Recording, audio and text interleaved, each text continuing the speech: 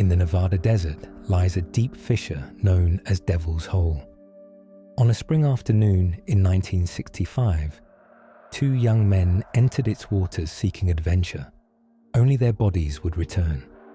What unfolded inside remains one of America's most haunting cave diving tragedies. Devil's Hole is a water-filled cavern located within Death Valley National Park in Nevada. To the untrained eye, it looks like a simple desert pool. In reality, it is a vertical shaft dropping hundreds of feet into unknown depths. The site is also home to the endangered Devil's Hole pupfish, making it an ecologically protected area. For divers, however, the pool has long carried a sinister reputation. On May 20th, 1965, 4 young men from Las Vegas drove into the desert. The group had heard local stories about Devil's Hole and wanted to explore its waters. Despite warnings and the absence of diving certification, they entered the restricted area. 2 of the friends decided to swim, while the others stayed near the surface. Soon, curiosity turned into disaster. The 2 divers slipped beneath the surface and began following the limestone walls into the cavern. Without guidelines, proper equipment, or training, they quickly found themselves in peril. The narrow passage sloped downward, and the water grew colder and darker. Disoriented and unable to find their way back, they were swallowed by the cave's depths. Neither made it to the surface alive. When the pair failed to reappear, their friends raised the alarm. National Park rangers and expert divers were called in to assist. Recovery proved exceedingly dangerous. The cavern descended far beyond safe recreational limits, and visibility was poor. After hours of searching, divers recovered the bodies lodged deep within a submerged tunnel. The recovery itself nearly claimed more lives, underscoring the lethal risks of the site. The 1965 tragedy drew national attention to Devil's Hole. Authorities quickly reinforced fencing and increased restrictions around the site to prevent further intrusions. The incident also became a cautionary tale within the diving community, emphasizing the fatal consequences of entering underwater caves without proper training or respect for environmental warnings. Devil's Hole has since remained closed to recreational diving and is remembered as one of the starkest warnings in American cave diving history. A desert pool became a watery tomb. What seemed like harmless exploration ended with 2 young lives lost and a community forever shaken.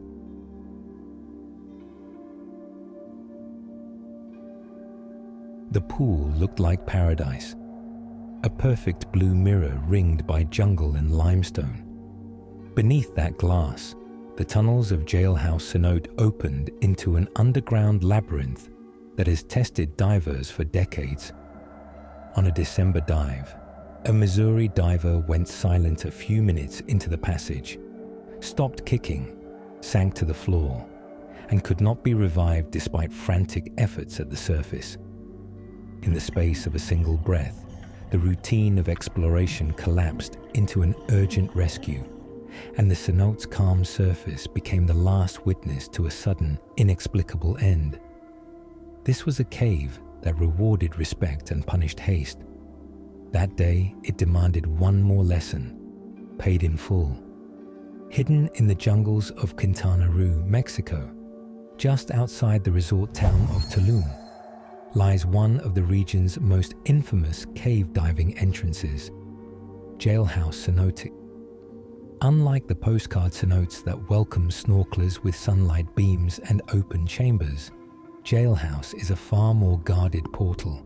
Its name is not a tourist invention, but a warning. A narrow, unassuming opening ringed by tangled brush and stone walls that make it resemble the barred entry to a prison. To cave divers, the name carries weight, a reminder that once inside, the system closes around you. The cenote connects to an extensive web of passages, tunnels, and restrictions that form part of the larger Sac-Acton cave system, one of the longest underwater cave networks on Earth. The system is renowned not only for its breathtaking geological formations, but also for its unpredictability. The passages can be winding, with sudden choke points that require divers to remove equipment or turn sideways just to squeeze through.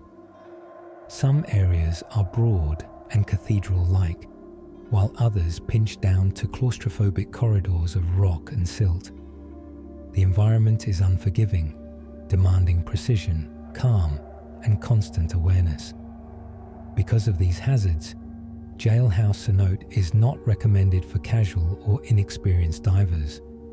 It is considered a training and exploration site primarily for certified cave divers who understand the rules of redundancy, line navigation, and decompression planning. Guides who operate in Tulum often emphasize that this cenote is not a recreational swim. It is a dive site that leaves no room for shortcuts. For many in the cave diving community, Jailhouse represents both a proving ground and a cautionary tale. Over the years, the cenote has become a symbol of the razor-thin line between mastery and tragedy in underwater exploration. Stories circulate in diving circles of near misses, silt-outs where visibility dropped to zero, and of divers who surfaced shaken after venturing too far beyond their comfort. It is this tension, beauty entwined with danger, that gives Jailhouse its haunting reputation. When tragedy struck here, it was not entirely unexpected. To those who know the cave's temperament, the cenote has always demanded respect. For one visiting diver, however, a routine exploration turned into a sudden, irreversible end. It was December in the Yucatan, the season when the jungle air grows cooler and the cenotes draw a steady rhythm of divers from across the world.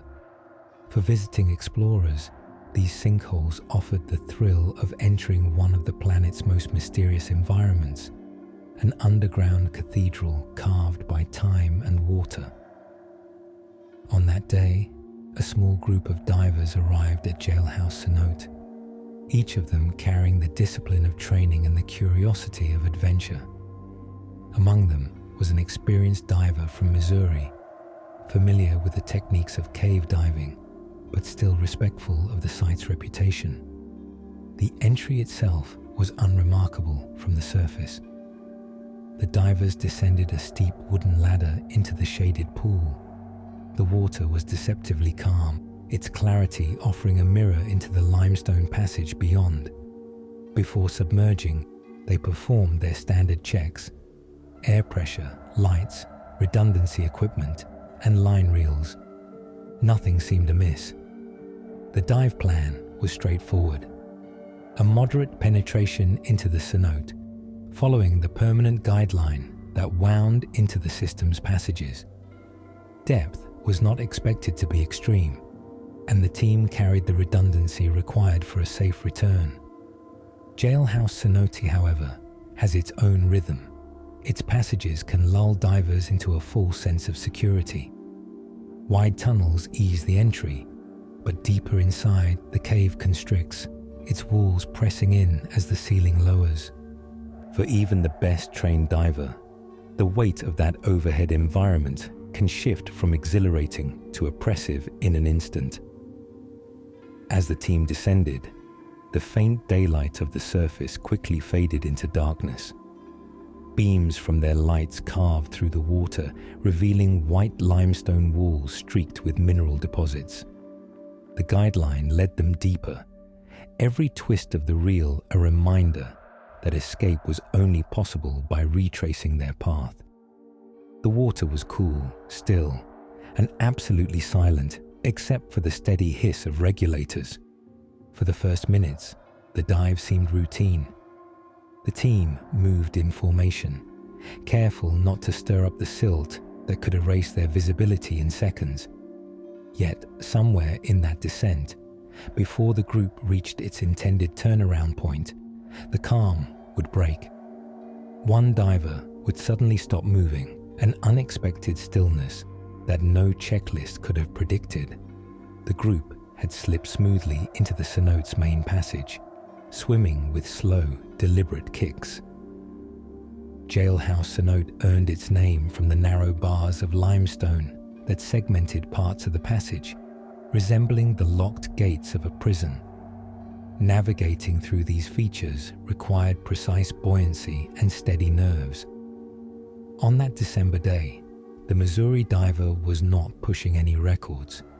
This was meant to be a steady, safe excursion, a chance to experience the cave's beauty before turning back. At first, nothing separated him from his companions. His fins moved in rhythm, bubbles rising in a silver stream toward the unseen ceiling above. His light cut through the darkness, sweeping across formations that looked like frozen waterfalls. Then, without warning, his movement slowed. Witnesses later described it as though he had simply lost interest in moving forward. His body stopped kicking.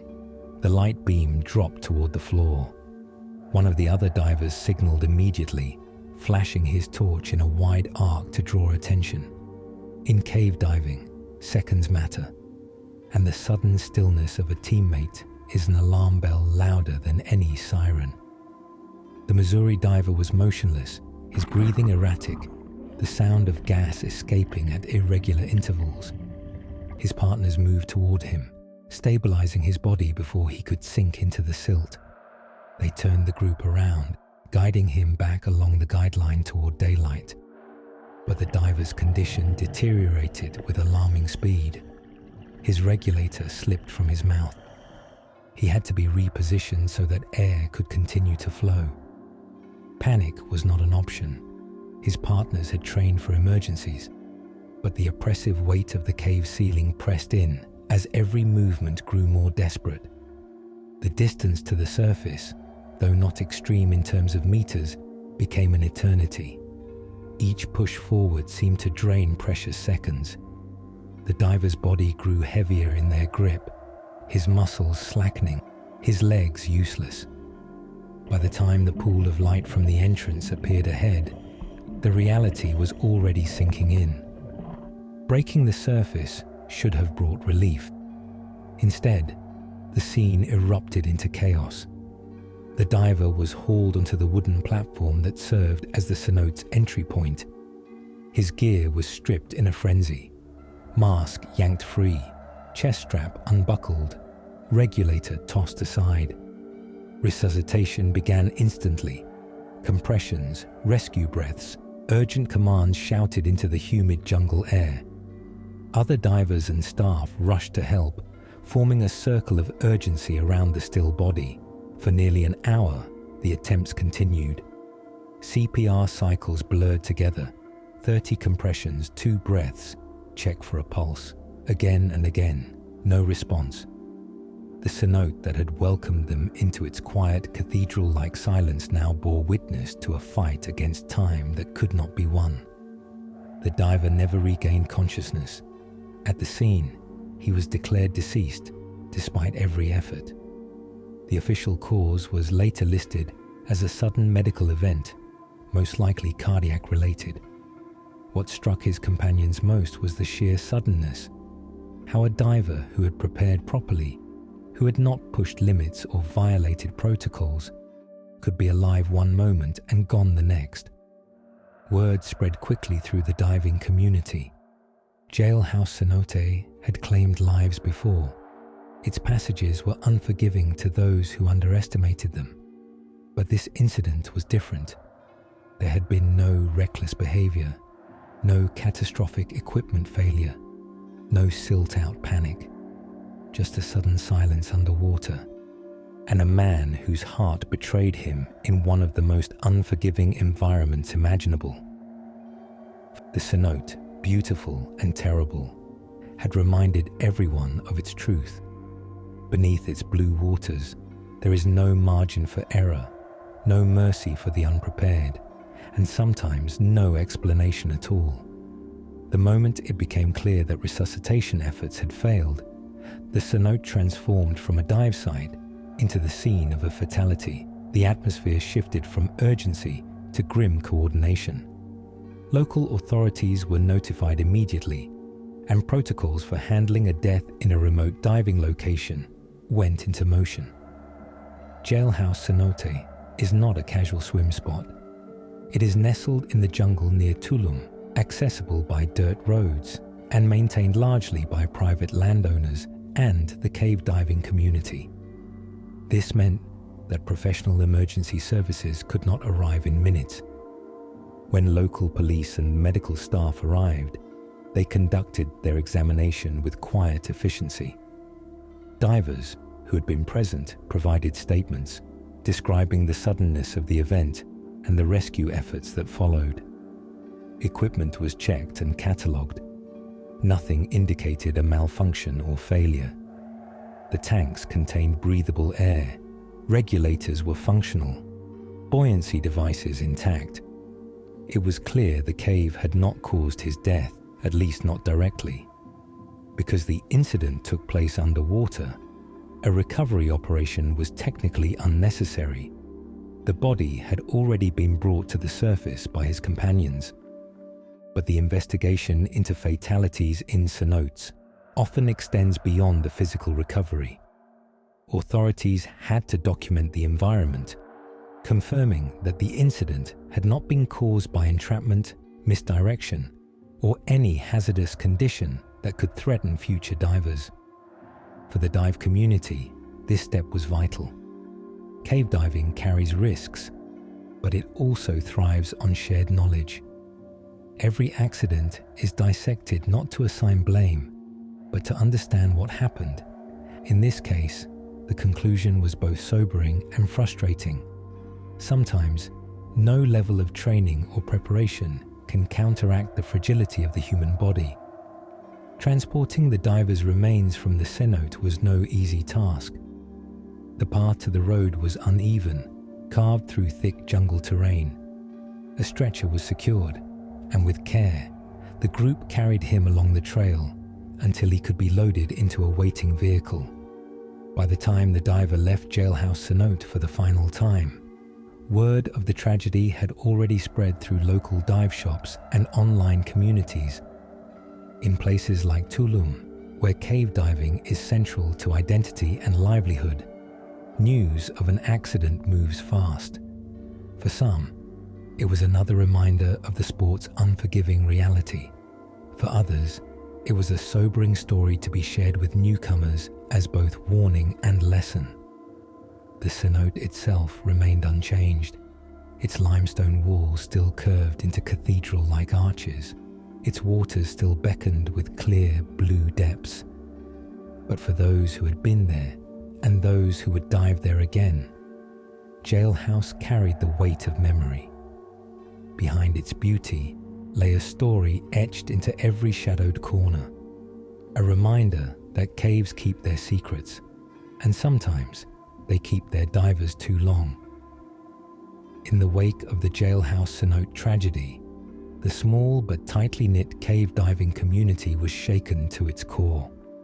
What had begun as a daring exploration into one of the most challenging underwater systems in the Yucatan had ended in a devastating reminder of just how little margin for error exists beneath the Earth's surface.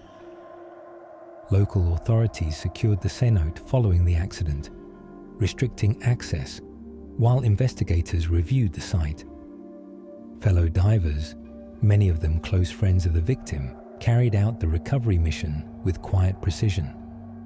They navigated the very same labyrinth of restrictions and narrow tunnels, their every movement weighed down not just by equipment, but by grief.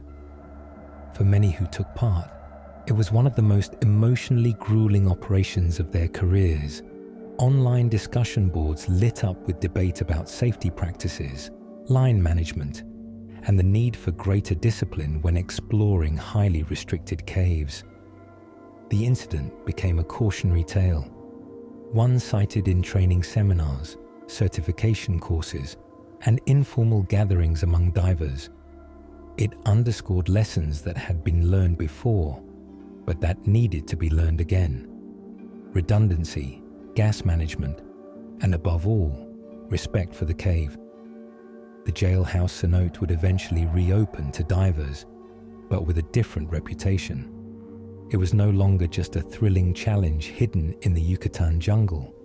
It was now a symbol of how unforgiving these environments can be.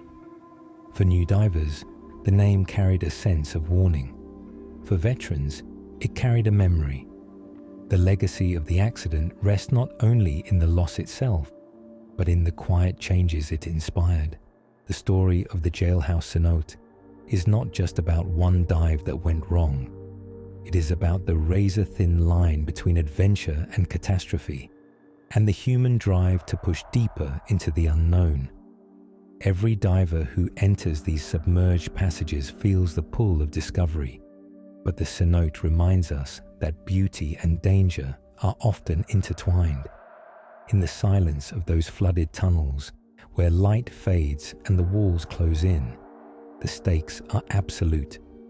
A single mistake, a moment's hesitation, or a simple equipment failure can mean the difference between surfacing safely or never surfacing at all. For the diver lost here, the journey ended in darkness, but for those who remain, the lessons endure. When we speak of the Jailhouse Cenote, it is not just a tale of tragedy. It is a reminder to treat these environments with respect, to honor the lives shaped and lost within them, and to recognize that true mastery lies not in conquering the cave, but in knowing when to turn back.